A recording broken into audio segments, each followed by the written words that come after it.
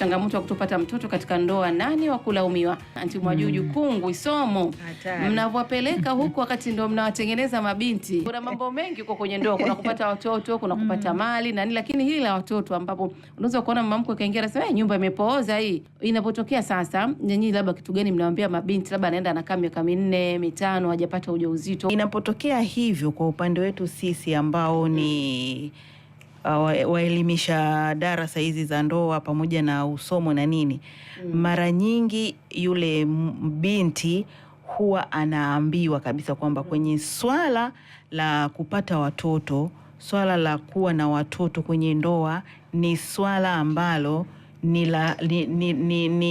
linamtegemea Mwenyezi Mungu zaidi. Kwa sababu Mwenyezi Mungu ndio anatoa riziki, Mwenyezi Mungu ndio anahuisha na Mwenyezi Mungu ndio anafisha. Kwa hiyo kupatikana kwa watoto kwenye ndoa au kukosekana kwa watoto kwenye ndoa ni kadari ya Mwenyezi Mungu. Kwa hiyo kikubwa ambacho tunawaambia ni kumshirikisha Mwenyezi Mungu, kufanya dua sana, kuombeana sana, kwa sababu jamii nyingi, asilimia kubwa, yani mwanamke anaonekana ndio chanzo cha uzazi, wakati si kweli. Unaona, mwanaume ndo anayesababisha mwanamke upate uzazi.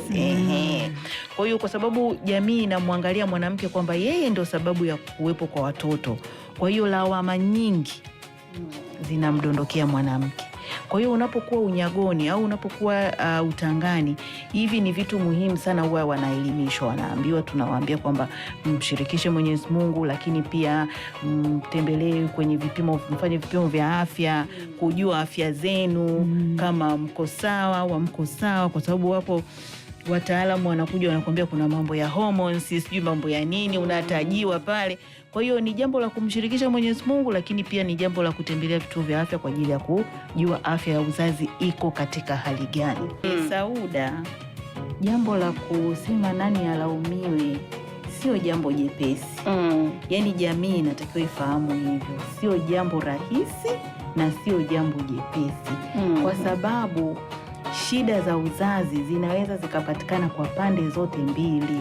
Kote. Kike na kiume. Kwa sababu unapozungumzia swala la uzalishaji, inawezekana pia mwanaume uzalishaji wake ni mchache au uzalishaji wake ni dhaifu. Sasa kama akiwa na uzalishaji mchache na dhaifu, unahisi pale kunaweza kupatikana kirutubisho. Na mwingine mbisho kumbe twende hospitali, hataki. Mimi ndo nabeba. Unaona, sasa mpaka jamii inafikia watu wanasema ngoja kwanza nikajaribu kwingine, upande wa pili nijiridhishe kweli nina tatizo au sina tatizo. Kwa hiyo sasa hapo tayari familia inaingia kwenye mgogoro sana. Na vitu ambavyo kama hivyo Anti Mwajuju umesema hapo, ni bora kwanza ikiwezekana mbebane wote. Twende hospitali hapo kwamba mwingine uzalishaji wake sio mzuri, kumbe mwenzako hana shida. Shida wewe virutubisho ndio havifanye kazi.